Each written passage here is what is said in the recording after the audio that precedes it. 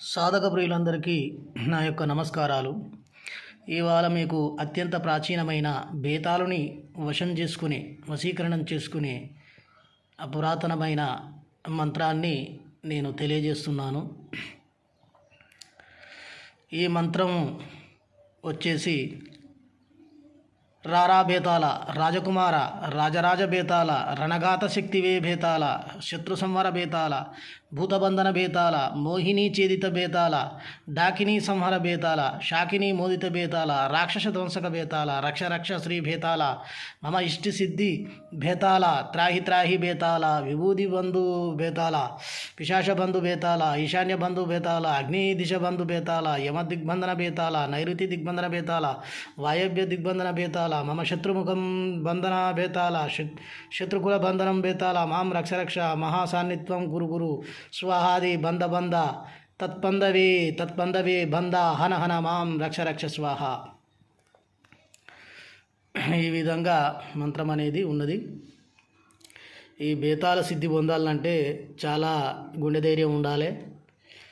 అలాగనే ఈ మంత్రాన్ని గురూపదేశం చేసుకొని మాత్రమే చేసుకోవాలి. దీంట్లో కొంత విధి విధానం కూడా ఉన్నది. యథాతథంగా నేను రాసి పెడుతున్నాను. దీన్ని రోజుకు 108 సార్లు చేయాలి. 1008 సార్లు మొత్తం జపం. మొదటి రోజు 108 సార్లు శ్మశానంలో కానీ, నిర్జన అడవిలో కానీ, నదీ తీరం నందు కానీ చేసి 3 నల్లకోళ్ళు బలి ఇవ్వాలి. 108 సార్లు చేసి అది రాత్రిపూటనే చేయాలి. ఊదు మైసాక్షి పొగ వేయాలి. 5 అగరబత్తులు, కొబ్బరికాయ, 5 నిమ్మకాయలు పెట్టి దీన్ని చేయవలసి ఉంటుంది. ఇది గురూపదేశం తీసుకొని చేయాలి. చేస్తే మాత్రమే ఏదైనా మహావిద్య సాధకుడు ఉండి ఆ సాధకుడు దగ్గర తీసుకొని మీరు స్వతహాగా మీ దగ్గర ఉన్న గురువులు, అది మహావిద్య సాధకులు మాత్రమే, వామాచారంలో నిష్ణాతులైన వాళ్ళు దగ్గర తీసుకొని కూడా చేయొచ్చు. అలాగని మా దగ్గర దీక్ష తీసుకొని మా సమక్షంలో చేసుకోవాలనుకుంటే నేను 10,116 ఈ మంత్రాన్ని ఉపదేశం చేసినందుకు తీసుకుంటాను. కాబట్టి మీకు సాధక ప్రియులు ఎవరికైనా బేతాళుని వశీకరణం చేసుకొని సర్వం బేతాళుడు వశీకరణం అయితే మీకు కాని పనంటూ ఉండదు.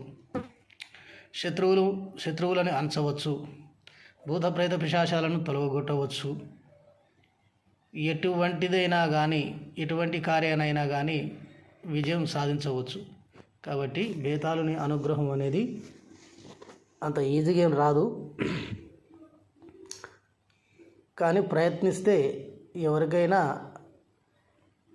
ఆ రుణం అనేది ఉండవచ్చు. కాబట్టి ఆ అనుగ్రహ బేతాళ వశీకరణం అనేది చేసుకుంటే మీకు భూత ప్రేత పిశాచాలను వదలగొట్టవచ్చు, మీ శత్రువులపై ప్రయోగించవచ్చు. అతను మీ వశీకరణలో ఉంటాడు కాబట్టి ఏదైనా పనికి ఉపయోగించవచ్చు వశీకరణ అయిన తర్వాత.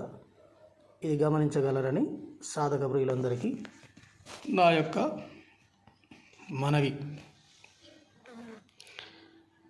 అలాగనే నా ఛానల్ని సబ్స్క్రైబ్ చేయవలసిందిగా మనవి.